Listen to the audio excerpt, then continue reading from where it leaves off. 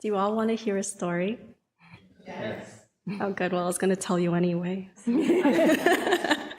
Well, I'm going to tell you one of my favorite Buddhist folk tales from China, which my father told me, which his mother and grandmother told him. There was once a princess named Miao Shan, and from a very young age, she had extraordinary qualities. One being that she was very bright and perceptive about people. Her father, however, was a king who wanted to strengthen his power, and so he planned to have her married to someone very wealthy. But Miao Shan refused. She said she would only marry someone who could bring an end to suffering.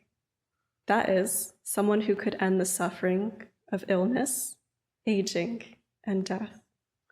And until she found such a person, she would serve in a temple.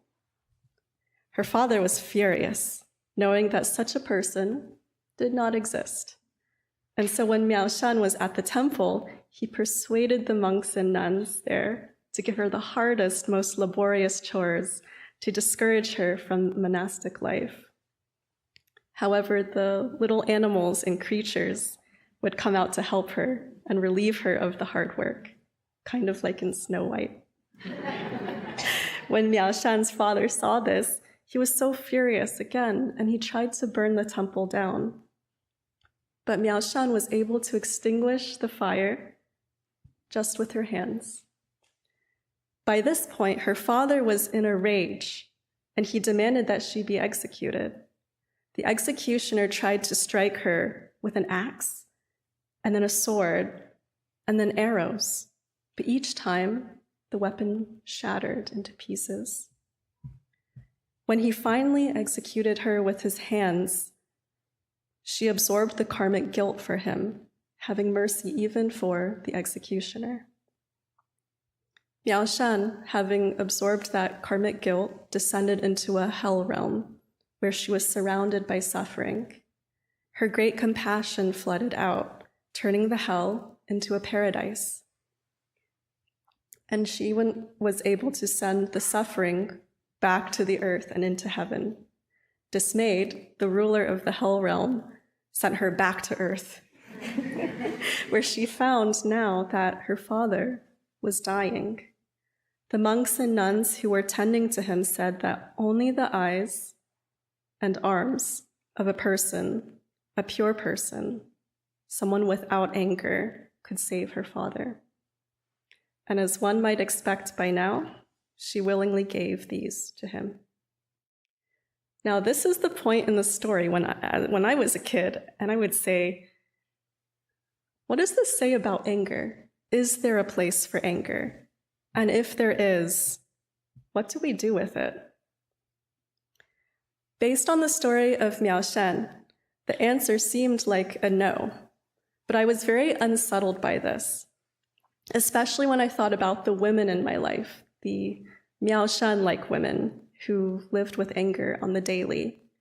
For example, there were many unjust things that my grandmother endured, and she often chalked it up to karma, saying that either in this life or a past one, she must have done something to have angered another person enough to use harsh words or even violent physical actions towards her. It felt like she was saying she deserved these things, or that it was her role to absorb the anger. But of course, many women at that time, and even now, are conditioned to believe that another's anger is somehow her own fault. My grandmother's understanding of anger's source was particularly troubling when I dwelled on its implications. If my action is the cause and anger is the effect, then where's the accountability for those who act out of anger? By this logic, anger becomes an emotion to avoid or suppress. By this logic, an angry person who commits violence or utters harsh words can continue a cycle of harm or injustice, leaving those around them disempowered. In verse 15 of the Red Book, Master Sote-san said, and this might sound familiar, the nature of water is to flow downward and for its energy to be cool and clear. The nature of fire is to rise upwards and for its energy to be hot and hazy. When people have complicated thoughts and their energy rises, the reason that their heads become hot and their spirits hazy, causing the saliva to dry up, is because of the ascending fiery energy and descending watery energy. On the other hand, when people's thoughts are calm and their energy stable, the reason their heads will be cool and their spirits bright, circulating clear saliva in their mouths, is because of the ascending watery energy and descending fiery energy. When I read this verse the first time, my initial thoughts were, well, if I get angry, I just need to calm down so that I don't punch someone in the throat and make any other reactive decisions. Well, that would be a very simplified interpretation of this passage. But the more I read it, the more I realized this really reflects upon the nature of anger as an emotion that all people, maybe even Miao Shan, experienced. What is the source of anger? It can come from an unmet need or want, from fear, or a sense of injustice. Just as anger can be manifest through violence and harsh words, it can also be wielded to voice or express an opinion, to protect, or to change a condition. Anger is not something to be avoided, but instead an energy that we learn to be aware of and keep in check, maybe even transform.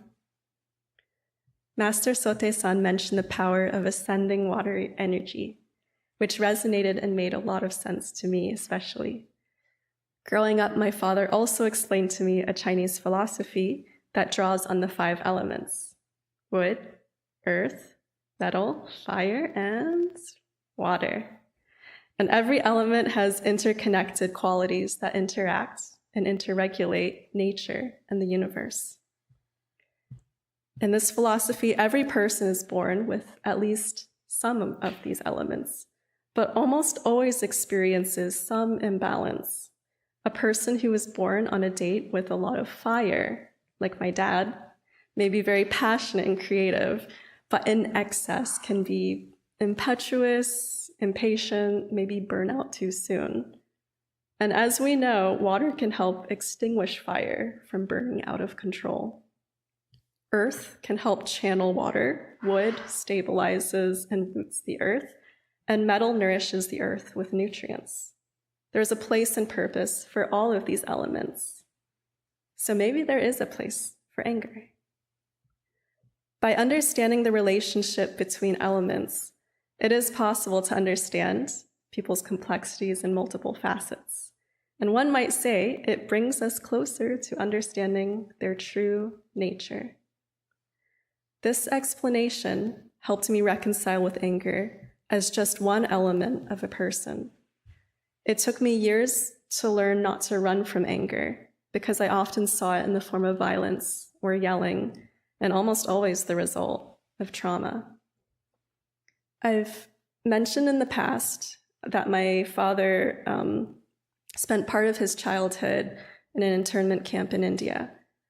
There was a border conflict between China and India in the 1960s, so people of Chinese descent were married to a Chinese person from that area. Even if they had birthright citizenship, like my dad, were incarcerated in a camp for up to 6 years.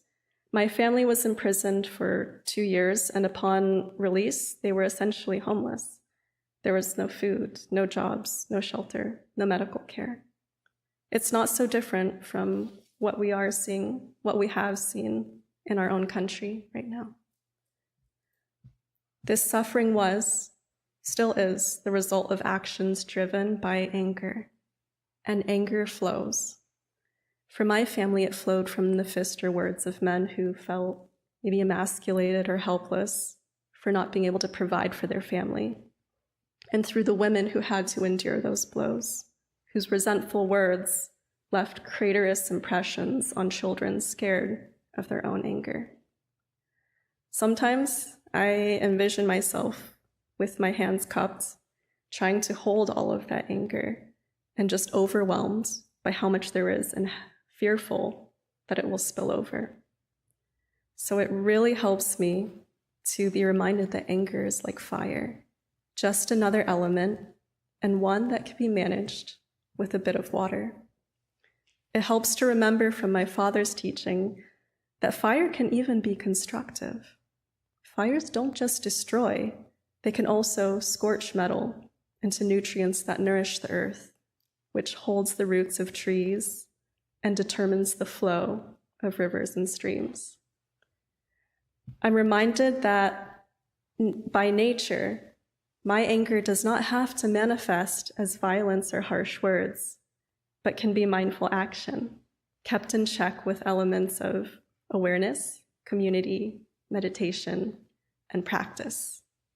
Therefore, I seek to find a balance of elements in life so that my anger is not something that destroys me, but allows me to cry when I see suffering, to raise my voice at a protest, to express that the status quo is not okay, to speak about injustices without fear of retribution. All right, who wants to hear the end of the story about what happened to Miao Shan after she gave her eyes and arms to heal her father? Well, you know I'm going to tell you anyway. Okay.